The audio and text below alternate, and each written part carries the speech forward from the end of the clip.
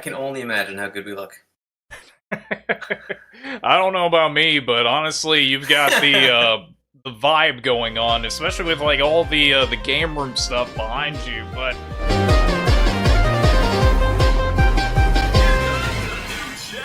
Saturday Morning Gamer, it's good to actually get you on the show. I know that Yeah. I wasn't expecting like get a hold of you as quick as it was, but apparently you were excited to be able to jump on like everybody else has. But welcome and thank you for being a part of the interview today. Hey, absolutely. Thanks for having me. I feel like I'm in really good company. I've seen some of the videos that you've got up so far, and there's some significant YouTubers in the gaming community that you've had on. So I'm absolutely honored to be asked and to be in this kind of company. Yeah, it's honestly one of those things I like doing a lot of time where we get a bunch of different people on the show, and especially for people that have like a small like subscriber base as opposed to a lot of the other ones that are like up of like about 1,000 or more. But you are getting close to like 600 subs. Does it seem like you've been doing this for a while, or has it not been something you've had any sort of like ideas of making videos before? It's something that it feels like I've been doing for a while, but that I wish I had started doing sooner.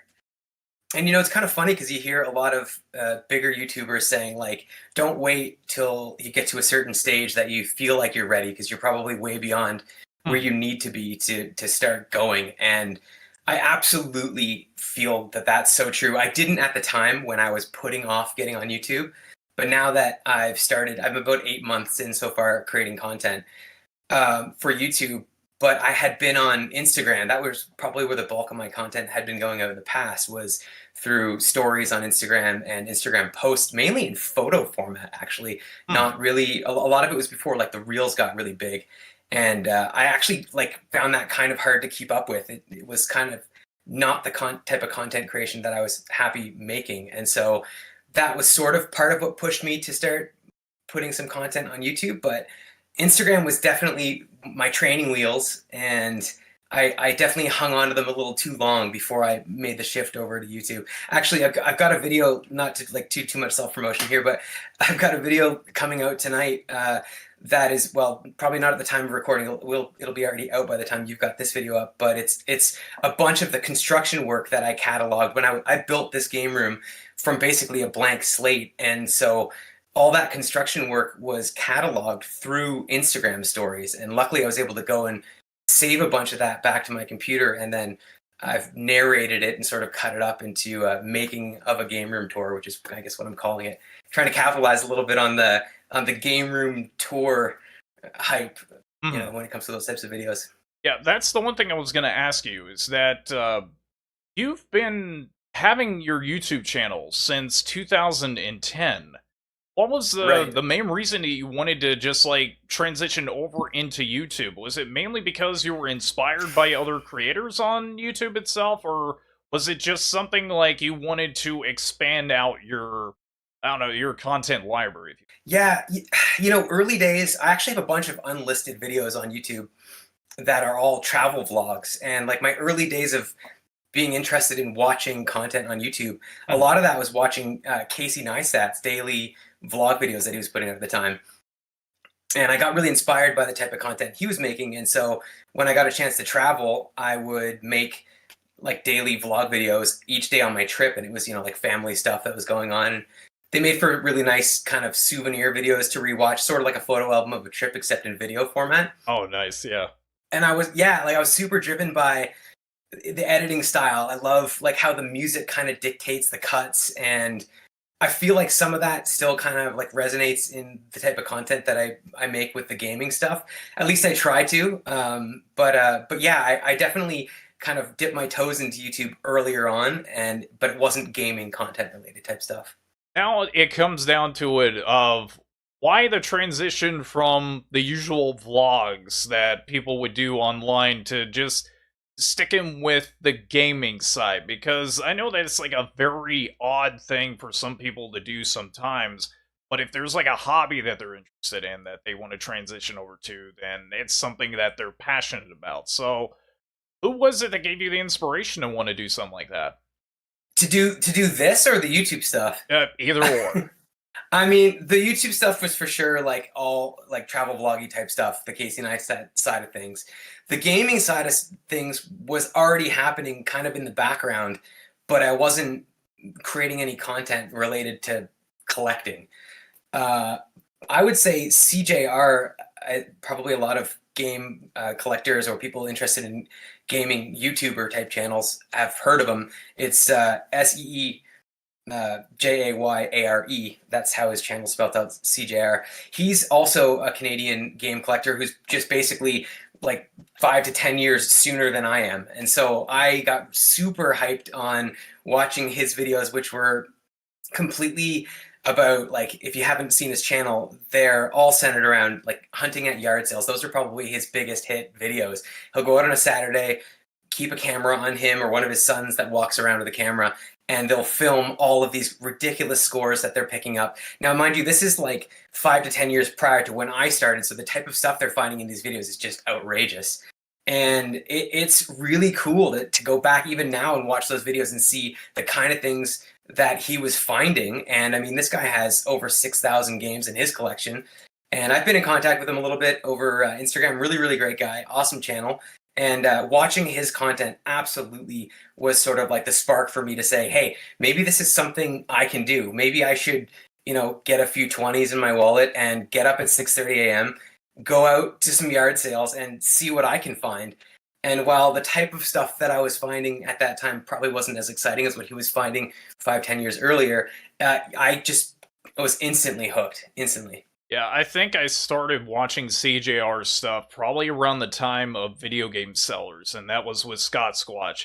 And yeah, I think I remember one of my favorite things about his stuff was when he was struggling to find Sega Genesis stuff very early on. Right. And it's kind of odd for somebody to say that, because I know that Sega stuff was a bit more easier to obtain in the US as opposed to, anywhere else in the world. But yeah, I don't know. It was like I've seen a lot of his videos where he's always done a game room tour, and it's always changed. And for anybody that's never seen the stuff on his channel before, like, watch his latest game room tour that he put up, and it's like you're in an arcade or like a wall Oh, man. museum on top of like vinyls, and then I think he's doing remote control cars. Yeah, I think one of his recent pickups was this really killer. He's into these pinball machines that are all digital, and you can change out the playing surface. And so, like, some of the, I mean, the kiosks, it goes on. This type of stuff is outrageous, and it's the stuff of your dreams. And I always kind of see how ridiculous it sounds for someone who has an obscene amount of video games to then watch someone who has even more and say, wow, like one day I'll get to that. And I kind of shake my head at it because I'm already at that stage. I think I'm around 2,100 games right now, and I'm already at that stage where I know I'll never play them all. So when I see something like that, that's triple the size or more than triple, it's quite amazing what he's managed to do, for sure. It's very hard for somebody to just go and play through something, and I know that we had on the previous recording with Pac-Man Case, and he was talking about like trying to play through some of the stuff he already owns while also making video content, and it's just balancing it out. Is that like you for sometimes when you want to be able to make a video, but at the same time you want to play a game, but thinking this would make a good idea for a video, I don't know if I want to play it just yet? Everything is a balancing act, and I think that I'm really trying to find my groove, and I've taken a lot of the wisdom that I've heard other YouTubers talk about, even when it comes to things like how often should I post a YouTube video, trying to find a balance between things like, am I going to sit down and play a game tonight, or am I going to set up my folding table over there and my lights and my camera and my mic and everything else that's involved, make sure I look okay and put on a Nintendo shirt and sit there and film for an hour, not to mention, the probably 10 to 20 hours that I'm going to put into editing after I finish filming. Yeah, it's a lot. It absolutely is. And while we're sitting here talking, I have a folding table set up just at a camera shot here with my most recent pickups ready to go, so that tomorrow morning I can sit down and film that video. It takes time, absolutely. I get envious of of, and nothing against, people who create shorts or reels or TikToks, but Mhm. some of that content absolutely is a massive labor for sure. I've seen some videos that for sure take hours and hours to create. Some of that content for sure is a lot easier for a lot more views. Oh yeah. But yeah, it's a balancing act for sure. There are plenty of nights, and I've said it in some of my videos, but my wife is super eager to get down here and play games, and she's always dragging me down to play a co-op game. I usually keep whatever we're playing sitting right here, so Trine 4 is what's plugged into the Switch right now, and we're probably 2 or 3 hours into that one. So Oh, I try to keep which game was it? Trine 4. I don't think I've heard of that one before. Yeah, well, I've heard that the other three in the series, the earlier ones, which I haven't played, are not worth it. But apparently, the fourth is really where it's at. So we're both enjoying it so far, and I'm lucky that she will pull me down here, a few times a week and say, "Let's sit down and play a co-op game," and find a little bit of balance between work and life, gaming, and then also content creation. It's a balancing act for sure. Oh, wait a minute. You said Trine, like Trine. Correct. Okay, that one I have heard because they have like a collection of like the first few games onto one card. But yeah, I thought you were talking like a Tri 4, like it was like Oh, Triforce. Yeah, I have audio issues sometimes, so I tend to like mishear. that's all right. But yeah, that's cool to be able to have somebody who's a partner that is both a gamer and still understands why you do the content a lot of the time. Has there ever been, like, very early on when you started making videos on YouTube or for Instagram for, like, clicks, did it seem like that she was annoyed with it at first, or was she all okay with you doing it? No, definitely not annoyed. My wife is probably the most patient person that I know, and I'm absolutely the type of person who doesn't do things just a little bit. Like when it comes to something like collecting video games, or gosh, I've done a bunch of really weird things. I got my black belt in Taekwondo Oh, about nice. 10 years ago, and I just I was obsessive over that for a while. I rebuilt a 50cc Honda Ruckus. It's like a little scooter that does about 70 kilometers an hour. Totally customized. Like I'd spend hours on the internet, like searching for parts and out in my shed, like tinkering on that. Like I never do anything just a little bit. It's Mhm. always like I couldn't just collect like 10 games. It has to be this ridiculous amount of things. So Oh, yeah. I think she kind of knew what she was getting into from the early days when it came to my, I guess, like obsession with things. I can never just figure something out a little bit. I have to know everything about it. Game collecting has been one of the things that's stuck for the longest because there are so many little facets of it. From modding to collecting to playing to whatever content creation even. So I Mhm. haven't gotten tired of it yet, luckily. But yeah, as far as getting annoyed, no, definitely not. I think again, it comes back to balance. And one of the things that I've learned to balance is when I'm traveling, I really love to take travel as an opportunity to create like a game hunting video. And Mhm. so while I'm traveling, I've constantly got my camera out or my phone out and I'm trying to get B roll, or I want to shoot myself in front of a building saying, like, hey, welcome to such and such place. And so, like, balancing when it's an appropriate time to get my camera out and be thinking about making a video, which is kind of always, and Oh, when I yeah. should be living in the moment and actually enjoying myself while I'm traveling, is something that I'm working on for sure. Yeah, especially like we said before at the start of the recording, that you haven't even reached 1,000 subs, but the quality of your videos is like, as you said before, because you used to watch a lot of Casey Neistat, and that would probably also explain the haircut, because it does kind of remind me of Casey Neistat. So it's funny that you mentioned about that.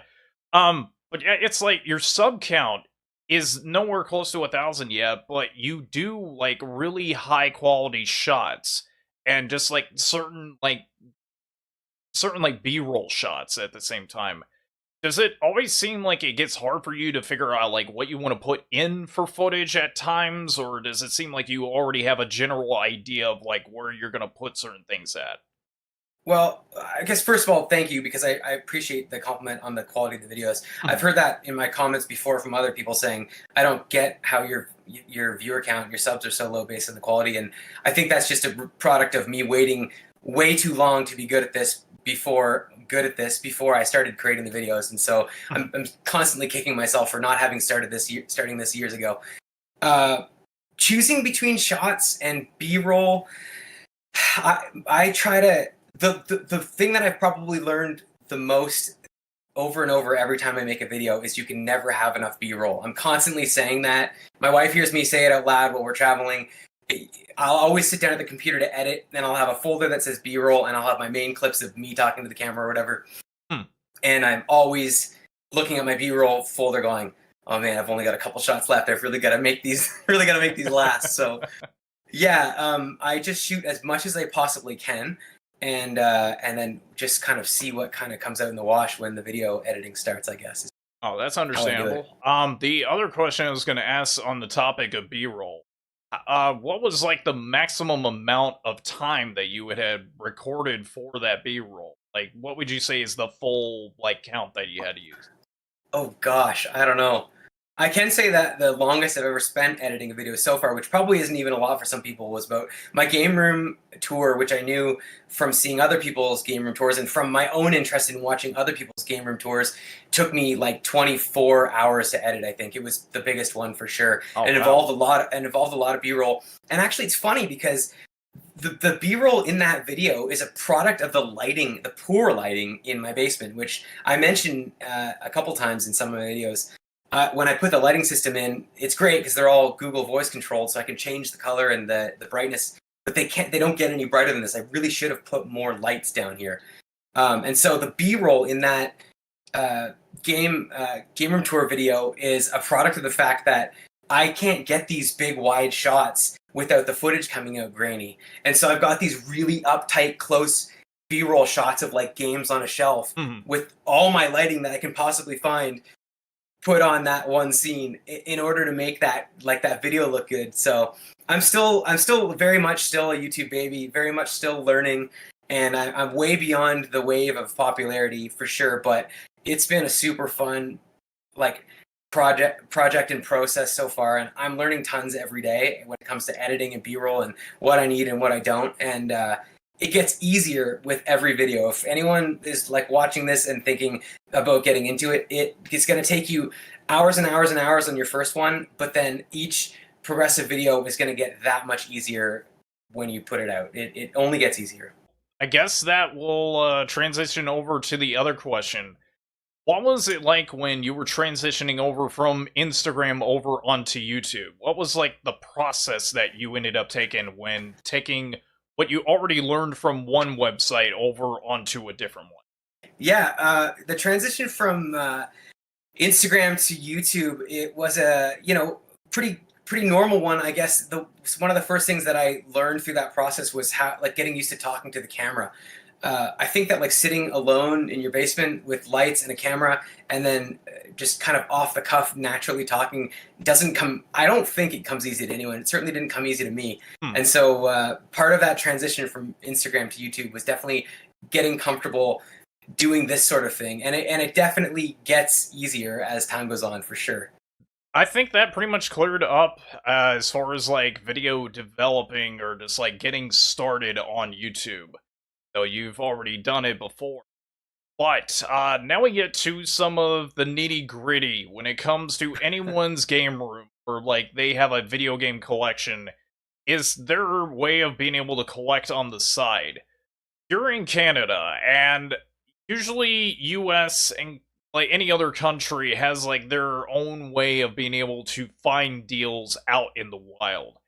Whenever you go out game hunting and you go to any stores that are local or go to a yard sale, what is the atmosphere as far as in your neck of the woods where you're trying to find certain deals but you don't know if it's going to be a good price or if there's deals to be had anywhere? Yeah, as far as knowing whether it's going to be a good price, it depends. There are definitely some situations where you're in a pawn shop and the guys who run it, they know that you're looking for the deals. They know that I have a few locally that they don't price things. And so if they kind of get a sniff that you're hunting for video games, they're just going to name a price that's maybe a little bit higher than what they normally would. So as far as knowing what things are worth, it definitely just comes with the territory and time.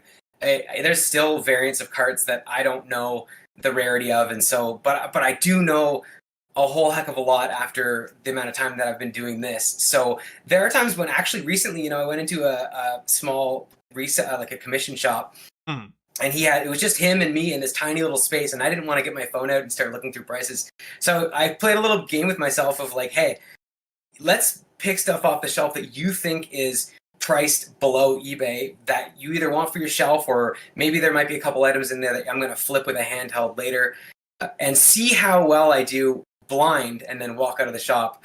I think I bought up $95 worth of 3DS and DS games, and the value was around $145. So my knowledge is getting better for sure every day when it comes to like knowing the value of things. As far as the climate of collecting, I'm in Atlantic Canada, so for anyone in the US, I'm just above Maine in a province called New Brunswick. And like on a day like today, I don't know if you can see very well outside my window, but it's 45 degrees Celsius. It's 45 below in Celsius. So it's like wow, really, really cold here. And that's like overnight it's going to get down to feels like that temperature anyway. Wow. So this time of year, there's absolutely no yard sales. We've got a full on, like, snowbanks are waist high out there. So it's full on winter, and there's no yard sales to be found. Yard sales just happen in a really skinny little season in the summer. As soon as the pavement sort of dries, people will put tables out on a Saturday morning. But in a smaller area like where I am, when you roll up to a yard sale, you instantly start, especially if you've been doing it for a few years, you recognize the people that are out there every week. Yeah, I would assume that, yeah. You know who the guys that are hunting for vinyl are. You know who the guys that are hunting for video games are, and you've got to be up early. Actually, it's funny. I went to a yard sale a few years ago, and I was using SeeJayAre has a line that he uses when he hunts for video games, and he basically will ask them if they have a video game, they'll say, "Well, do you have anything else?" And then he'll say Super Nintendo, Game Boy, and he'll just start listing. And he even says in his videos, I just keep listing consoles and I'll talk right over them until they go, oh, yeah, actually, I do have that, Nintendo 64 in the attic. We should bring that box down. I never even thought of bringing it out for the yard sale. So I go up to the yard sale and I start delivering this line. And there's a lady probably in her 60s, and she goes, are you with some other guys that are around here? No. Well, there's some boys that just came through here, and they asked that exact same question. Like, not just the same question, but in the exact same way. Oh, and they wow. started listing all the different, and I'm thinking, oh my God, the competition is real out here. Like, these kids, and I caught up to them. They're high school kids in a black Honda Civic, and they're running around using the same strategy that I've got. Wow. It's you definitely start to get a feeling like for a certain area where, yeah, I'm out here and the competition's hot, and maybe it's time to move to another neighborhood because this area's been cleared out. Like, that absolutely happens. Yeah. Yeah, try to travel out far, and maybe one of these days there will be ice fishing for retro video games, because probably nobody's figured that out yet, if that's even possible. One of the other weird things about this whole hunting for video games thing, that at least I don't know how, I think a lot of other gamer channels that I see, they're created in bigger US cities, and so their access to the volume of video games that are out there, I think, could be a lot bigger. I know that I've heard some content creators say that's not the case. The issue is that you're not hunting hard enough. I think it's a little bit of both, but it's definitely there's definitely a lot less games in a smaller city like where I am. And what I found myself doing is going to yard sales and buying things that aren't video games to flip, because I would go out on a Saturday morning and I would spend 4 hours. You're up at 6:30, you plan out all the yard sales on your phone, you hop in the car and you just kind of tour around the city hitting them all, asking the same question over and over again about video games. And a lot of mornings I'd come home with a small box of maybe 10 games and one console. And I mean, that's a lot of time and energy and gas for a really small return. And so I started to kind of notice things that had value at yard sales, thinking especially in a place where I am in the world, a pair of kids' snowshoes for $5 that I know I've seen at, a local sporting goods shop for $60. Maybe I'm going to grab those up because they're just looking to get rid of them. It's $5. They're going to sit on the other side of my basement over here until the snow falls. And then I'm going to flip those because there's just not enough games to sustain this. at least in my area. I wish there was, but unfortunately, that also doesn't make for the best content. I'm certainly not going to make videos where I'm running around buying Keurig coffee makers for a toonie and reselling them for 30. And so it's a byproduct of this kind of like culture of game collecting and thinking you're going to find them at yard sales and pawn shops. And in reality, I'm buying things like golf clubs and snowboards that I know have value. And then when I flip them, I put that back into video games. Yeah, it all circles back into the hobby because that's kind of what I've done as well, where I go to like Goodwills and they usually have some stuff in there every once in a while, like a never been opened, I think it was like a Bugs Bunny t-shirt plushie, and this is like from '94, and I think they were selling that for 5 and it goes for 40. But yeah, Right. it's one tactic that I've always used where I always use items that I find to go towards the hobby itself. Now, as far as like a common item that you usually found like at a yard sale before, to go and get the most amount of like maximum profit for your video gaming hobby, what was that one thing that you ended up finding? Oh gosh, like a go-to item that I would grab at any yard sale? Yeah, pretty much. Gosh, usually it ends up being stuff like sporting goods. Mhm. I like winter equipment, especially kids sporting goods, because everybody's hunting for it online. They don't want to pay full price because their kids are going to grow out of it. Oh yeah. So stuff like kids snowshoes are a no-brainer. I had 3 pairs in a bin out back that I think I had $5 in each pair invested. So it's not a lot of money to sit on for the rest of this summer and fall season until it's time to flip them. So those are like some of those items are definitely no-brainers that if someone watching was thinking, hey, maybe that I could get into buying a couple extra items to turn a profit on, stuff like that, just to kind of keep an eye out on brands and know what types of items might flip easily. And I always try to use the philosophy of like, if I'm going to sit on it for a long time or there's a potential that I'm never going to resell it, or even that it's broken and doesn't work, try to invest as little as possible in that item just in case, because for all the amount of times that I've done that sort of thing, there's always going to be stuff that doesn't work or breaks or just doesn't sell, and you're going to take a loss on some of those items too. It just kind of comes with the territory. As far as like finding some stuff for your collection, because I know that you probably do find some cool stuff that are games or systems and variants and stuff like that that you've always wanted to get your hands on that you thought you never find out in the wild until you go to a yard sale or some kind of store that has it available. What would you say is like a personal favorite item that you were able to find out in the wild? Oh gosh, I've got a couple. The one that probably like the item that I found purely in the wild that's probably the most near and dear to my heart is sitting over there on the floor. It's a Nintendo 64 Blockbuster rental case, like the console rental case. Oh, nice. That was sitting in the like jewel case at a Value Village, which I think is Savers in the United States. Um, yeah, and I think they wanted $40 for it, and I was more than happy to pay it. They put it up on the counter. It's got like even the little SKU that you'd scan it in to like make the rental. And when you open it up, the Nintendo 64 console that's in it has also a SKU that says Blockbuster on it. So it's the console that came with that rental case. It's got the foam and everything in it. The N64 wasn't my first console, but it was the first console that I bought with my own money. So it's one that I hold really near and dear. And so finding that was like, I never rented the actual console when I was a kid. I was lucky enough to own one.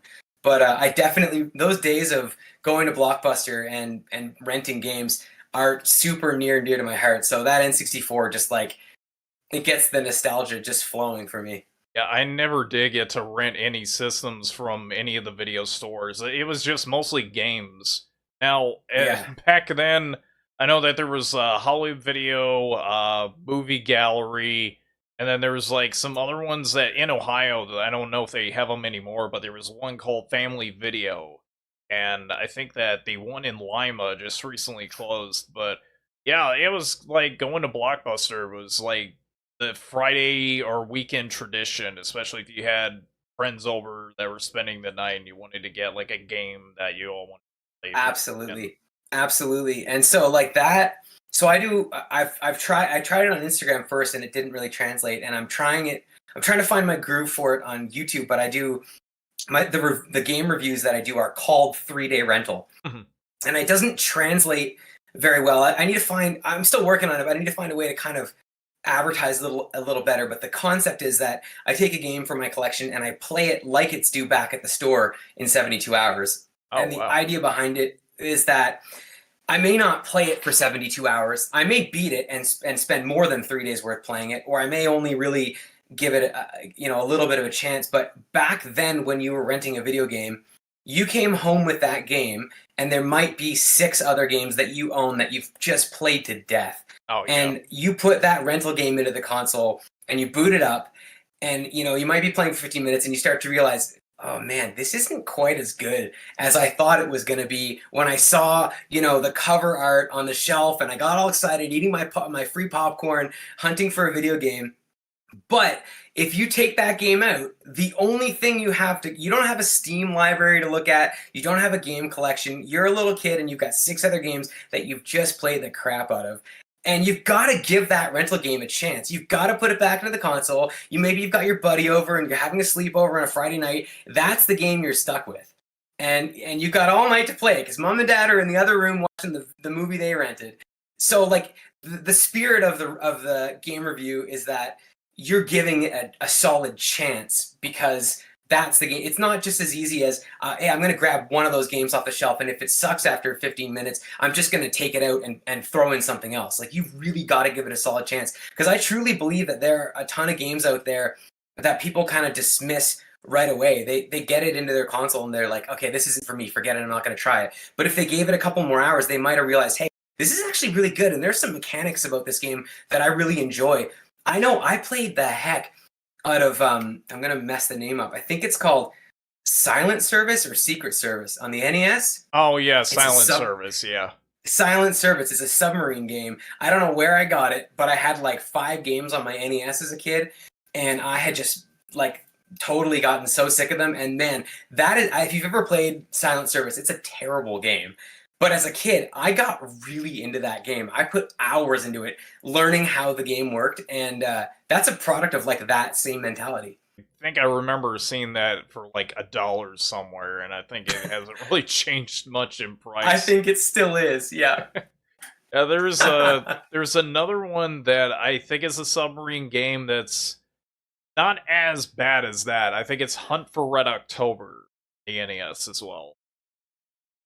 I cannot remember. Yeah, the NES, it's funny, when I had my NES, I was quite young, and I didn't realize that, like, I had friends who had the Super Nintendo at the same time, and I go to their houses and play it, and it didn't occur to me that it was the next version. Mm-hmm. I would go over and play it, and I would think, that's not, like, they were playing Super Mario RPG, and I'm looking at it going, why does Mario look so dark? Why is everything so like gritty and edgy? And like, it's not the same format that I'm used to. Like, it's not a 2D platformer. And I kind of just went home confused. Like, that was a weird game, and I'd be back on my NES again. But I didn't realize that at the time when I was playing my NES, there was a newer console out, and I just wasn't aware that I had an upgrade to make at some point, and I just kept playing my NES at that time. Yeah, and the 16-bit wars eventually happened, and it was like you're either Team Nintendo or Team Sega. I remember that being a big thing back in the day. So, yeah, I was definitely a Nintendo kid for sure. Alright, so I guess since we're going to be talking a bit more about collecting and probably get to the very end of the recording, your Europe trip. Now, that had to have been interesting for you, going to a different country and just kind of not only experiencing the culture that is over in Europe, but just the matter of like shops and seeing like the prices of how games are. When you were going over there, did you have a general idea of how the gaming collective scene was going to be over there? Or did you already know ahead of time going? Yeah, I definitely put a lot of time and planning into knowing what I was going to do before I left. I should say that I'm super fortunate that I have a wife whose work gets us traveling quite frequently, mm-hmm. and I'm a substitute teacher actually by trade, and so I get to kind of just pick up and travel with her and I don't really need to ask work for time off because I'm just kind of day to day at different schools at different grade levels. So Nice. I'm in a pretty fortunate position to be able to just pick up from work and travel when her work kind of lets us. And so yeah, I took kind of some time to plan out what shops I wanted to visit, and what shops were even going to be available to me. One thing that I was really cognizant of was whether or not I was buying games that were like PAL or European versions of games that also existed in North America. Mhm. I didn't really want to bring back games that you could get here. So like I have a pretty substantial N64 collection. I'm going for a full set. I have like 190 some games. And the last thing I wanted to do was bring home a PAL version of a game that also already exists as a North American version to add to that. Mhm. I'm not usually a very fussy collector, but that is one thing that I'm kind of like, I kind of make sure of. And so what I did was I made a big list of not only consoles that had the ability to play European games back in North America, but also games that were exclusive to that region. And so when I went, I had a list of games in mind. I actually just had like a note on my iPhone. And so I'd go into a game store, and if I found like the, Super Nintendo area, I would scroll through games that I have. Well, the Super Nintendo notably is not a region free console, but I have a little Hyperkin system that'll play the European games. So I got some PAL exclusive games for the Super Nintendo to bring back, and I did that with a few different consoles. The Switch also is region free, Mhm. and I think I brought home some GBA games as well. So I had a short list of games, which made it a little more challenging to hunt for stuff because it was a shorter list of things that were available to me. But I still did pretty well. As far as the shops that I was hitting, I just kind of Googled what was available. I think I've got a couple videos up, and the algorithm really shot my UK Oxford trip kind of way down to the dumps. I posted a week late and it got like 100 views. But the video before was Copenhagen, Denmark, and that did pretty well. And it was a super fun video to make, and I enjoyed being able to look back at it as a kind of a travel vloggy type thing for Mhm. me to as a memento for my trip, but also game hunting adventure too. Yeah, I think I saw that on your Copenhagen one. That I think it reached over 2,000 views or something like crazy like that amount. It did pretty well, yeah. I feel like it might be like 800, but like it's all about learning that. Mhm. It's the part of content creation I that really kind of gets me. I'm not a big fan of playing the game the way that YouTube wants me to play it. I kind of just want to make my videos and name them the way I want to name them. And oh, that thumbnail looks cool. I'm just gonna edit that on Photoshop and put it out. But at the end of the day, it makes a big difference on how your videos get kind of pumped through the algorithm, whether they're uploaded regularly or how the thumbnail looks or whether or not it's got that catchy phrase at the bottom. It can hurt for sure. Yeah, it definitely does. And that's one thing that I think a lot of people should at least understand is that at the end of the day, it is pretty much just a hobby. And if you're not Yeah. having fun with that hobby, then it just seems like it's work. And a lot of time people just don't like that when it comes to trying to balance out your hobby and also make fun videos. And that's kind of why we like having people on the show, just to like talk about their experiences and just kind of chat for a good bit. Yeah, I'm all for it. Absolutely.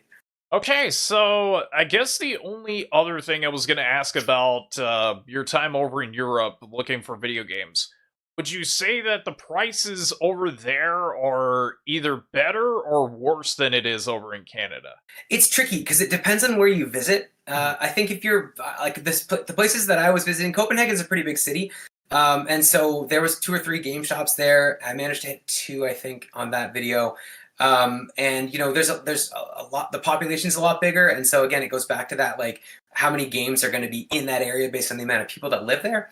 The prices, though, it's a little tricky because again, you're working with like the conversion on the currency, and so I'm taking Canadian dollars and I'm translating that to Danish krones, and I'm thinking like, okay, like how is this, how's this translating in my head? And a lot of times it involves just getting on your calculator and figuring it out.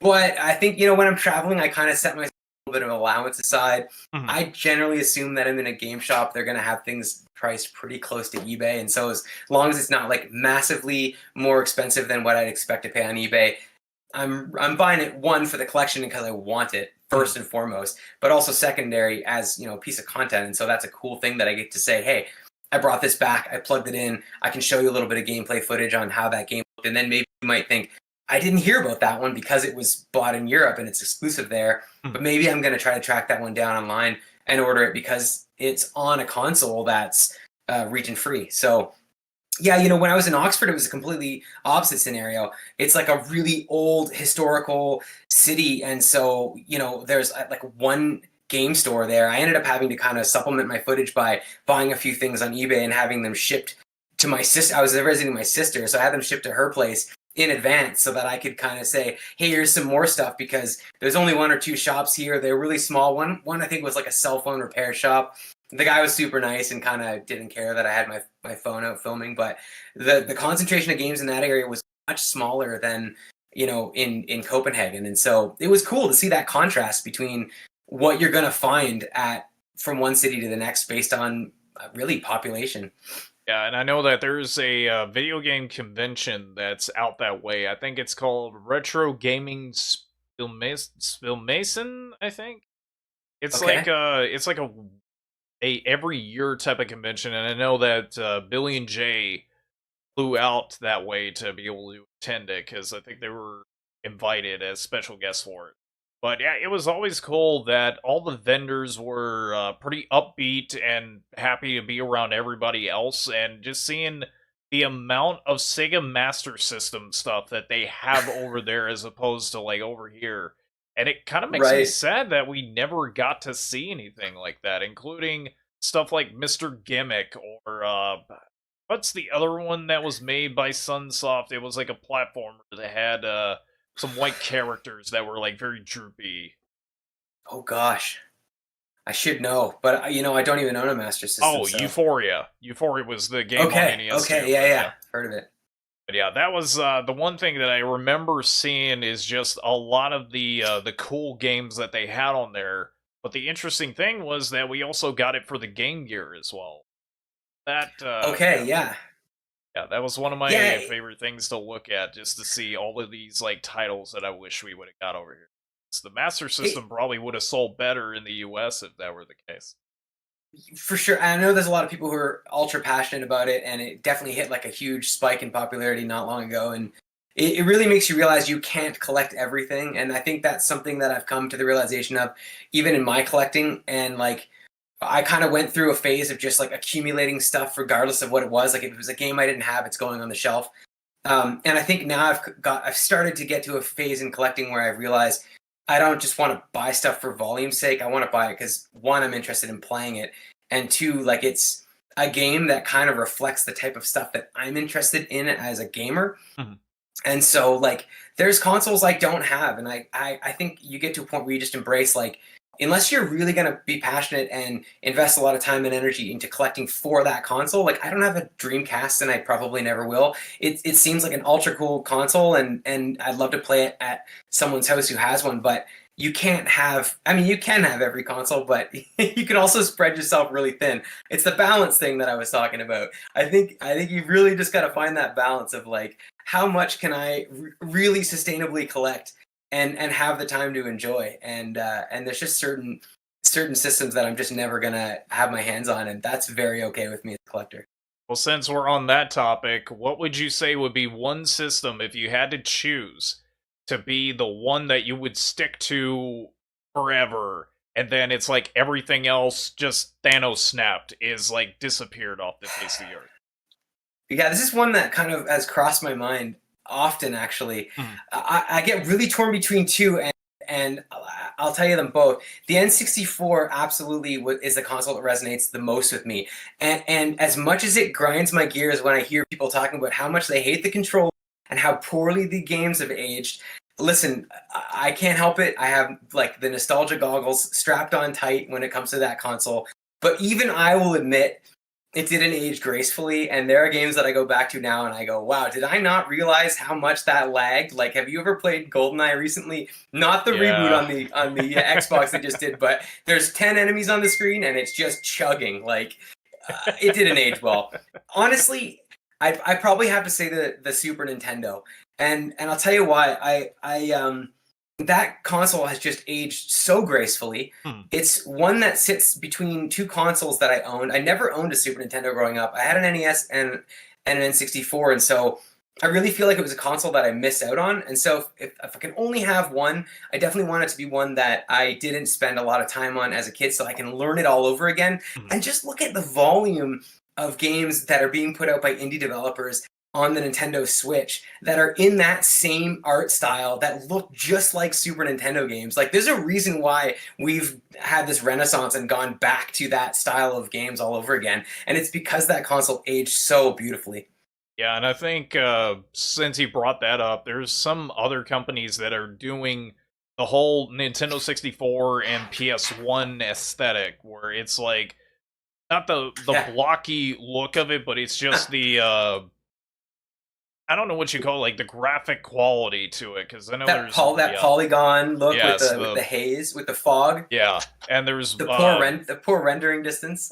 I'm trying to remember who it was that made the Bloodborne retrified version, but that one I know that one got popular on Twitch for a little bit, but it looked like something that you would play on the PS1 back in the day. So it's funny that we're getting all of these like graphical style, or like the aesthetic that was like back in the day, to be played on modern systems. So I just thought that was interesting. Yeah, absolutely. Okay, so I think we are at the point of the interview where we will now get to do a thing that we call the 5 count. So for anybody that's new listening to this, the 5 count is 5 content creators that the person we're interviewing gets to shout out and basically get the word out about who they are watching and recommend highly. So you to shout some names out if you got any. Cool. I cheated because I listened to a few of your like former podcasts, and I tried to get an idea of the narrative. I had heard in advance that you didn't provide questions, so it had to all be off the cuff. And I'm absolutely someone who scripts a lot of what they do and does a lot of retakes. So speaking kind of off the cuff, unscripted, and staying fixed to one location for this long is a struggle for me. So I wrote them down in advance, just because I'm terrible at coming up with stuff in the moment. So that's okay. Okay, we've talked about him a lot already, but I'd be remiss if I didn't mention him again. If you haven't checked out Canadian gamer YouTuber SeeJayAre, absolutely you got to check him out. He is absolutely what was my inspiration for starting all of this. Really great guy, and has a fantastic YouTube channel. He's dabbled in a bunch of other cool stuff besides games, like RC cars, and he's a dude who really is passionate about what he's doing, and it absolutely shows through in his content. So SeeJayAre absolutely takes my number one spot for sure for my 5. Oh, nice. Second, and that kind of is an interesting segue, because talking about SeeJayAre and his secondary passion in RC cars, I've found that a lot of people who are into something like game collecting or anything also have kind of a side hobby that they like on top of game collecting. And it's one of my favorite things to ask people that are other game collectors, what's the other thing that you're interested in, whether it be vinyl or wrestling figures or what have you. Mm-hmm. My thing is absolutely disc golf. So frisbee golf, or for as some people know it. I've been playing for 8 years. I play pretty competitively. It's my other huge passion. And so one of the probably best produced YouTube channels for disc golf is called JomezPro. The production value for disc golf is almost on par with some of the stuff you'd see for professional ball golf. It looks amazing. It's super fun to watch. They track the disc in the air, and everything's laid out for you. If you've never heard of disc golf, it's free to play. Discs are relatively cheap, and there's courses just about anywhere you look. And so it's super fun, family-friendly sport all the way up to super competitive levels. So JomezPro, check out disc golf if you haven't already. Okay, from there, for my third slot, I have to shout out local YouTubers, Retro Rivals. They live in the same city as me. I've met with them a couple times, or I guess at least once in person for an arcade bar and drink session. And they're really great people. They're super down to earth. They have an awesome YouTube channel. They're a husband and wife combo. Love to banter and drink their own homemade craft beer, nice. and talk video games. It's super, it's not always family friendly, but it is absolutely very genuine. It is absolutely unadulterated, unfiltered them. Love it or hate it. They're really awesome people, and they've been super awesome in helping with questions that I've had in my journey getting started in YouTube. I hope to do a collaboration with them soon. They've reached out about that. We just kind of got to get it in the works. So Retro Rivals for sure for my third slot. Also, to add on top of that, their Cuphead one is a prime example of what you just said. So that's kind of a little 100%. spoiler warning, just in case anybody wanted to go watch their latest video on that. And I love that too. I work as a substitute teacher, and so I have students who maybe even will watch this, and they do watch my video. So I'm ultra careful in my content about what I say. I try to make everything very like school level friendly. I don't swear or anything like that. And so that's just a byproduct of like some of who my audience is. And so it is absolutely a riot to watch channels like Retro Rivals and see something that's the polar opposite of what I do in terms of that type of content. So I love it. Comedy Central of retro gaming. Yeah. Okay, I'm going to sidestep to a YouTube channel called Storror. They are a UK-based parkour group. I don't do parkour. I've never done parkour, and I don't plan on doing it. But I find myself, as probably everyone does, going down these rabbit holes on YouTube where they recommend stuff that you just, like, you've never even heard of, like marble racing, let's say. Listen, I've been watching these guys for years do parkour in the UK and all over the world. They're phenomenal. And I just think it's, I guess, noteworthy that, you know, I am obsessed with a parkour group on YouTube that I have no passion for that sport at all. And yet it's something that I will watch every single upload of theirs. I've bought their clothing online. I love those guys. Their videos are like super awesome. And yet I have zero connection to parkour. So I just thought it'd be cool to throw a random one in there, I guess. Oh, I gotcha. And just one more time, say the name of the Yeah, Storror, Storror, Storror. Oh, okay. That was just making sure, because it sounded like you were just talking about like a store that did parkour. Oh yeah, I thought that was interesting. It sounds better in their British accent. Oh yeah, I gotcha. Awesome. Yeah.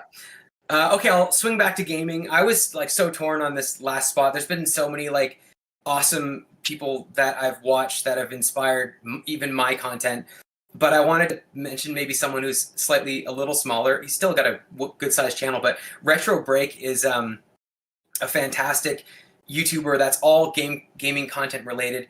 He tends to specialize a little more in homebrew Game Boy games and a lot of other stuff as well, but that tends to be sort of his bread and butter for his YouTube channel. Really, really well-spoken guy and very articulate, really interesting to listen to him speak on whatever it is he's got going on at the moment. And so I figured I'd just throw him in there on the 5 slot. If you're looking for like new good content, that's a good place to check out for sure. Retro Break. Definitely a good channel choice here. Okay. Oh wait, that was 5. That was 5? How many do I need? Okay, no, never mind. Do I need 6? I zoned out, like, thinking that you hadn't gotten to the number 5 one yet, but if you want, yeah, feel free to shout out, like, an extra channel if you want to. You know what? Can I go outside of YouTube? Yeah, sure. Go ahead. I'm going to, just real quick, I'll combine them together because they have similar names. I know people are always looking for good gaming podcasts. I listen to 2. Triple Click and Triple Jump. They're both fantastic gaming podcasts. I listen to every single upload whenever they come on. I know that they're like maybe lesser known from stuff like the Completely Unnecessary podcast, which is actually they're kind of wrapping up their show. And so if you're looking for something new to transition to from that, both of those podcasts are really, really fantastic. They're worth checking out if you don't already listen to them. All right, there we go. So that's an extra one on top of the other ones. Because like I said, I thought you were still trying to figure out a 5th one, but that went no, by I told quick. you I had this plan. Well, it actually worked out good. So thank you very much for joining us for the recording. I'm glad we were able to get this knocked out, and this whole recording went through like a breeze. So hopefully it's not like negative 40 degrees breeze, but still it went by without a hitch. So Saturday Morning Gamer, thank you very much for joining us today. And if there's anything you want to say before we end the recording, feel free to shout out anything that you're working on right now. Yeah, I didn't have anything prepped for that, but yeah, I just want to say again, thank you for having me. It was awesome. This is like my first interview that's related to this whole gaming thing that's still in its first year for me. So I'm in some really great company, like I said, on your channel, and I appreciate you having me on. Oh, it's a pleasure. And for anybody that has not got to check out this man's channel before, go on to YouTube at youtube.com/ at Saturday Morning Gamer, or check him out over on Instagram, which you can see under his name or under his little photo thing on the side at Instagram, and it is at Saturday.morning.gamer. I had to remember that because we were trying to get that situated. So thank you very much, Saturday Morning Gamer, for joining us for this recording. It was a pleasure to have you on, and maybe we'll do a follow-up with you in the near future. I'd love to. Thanks so much.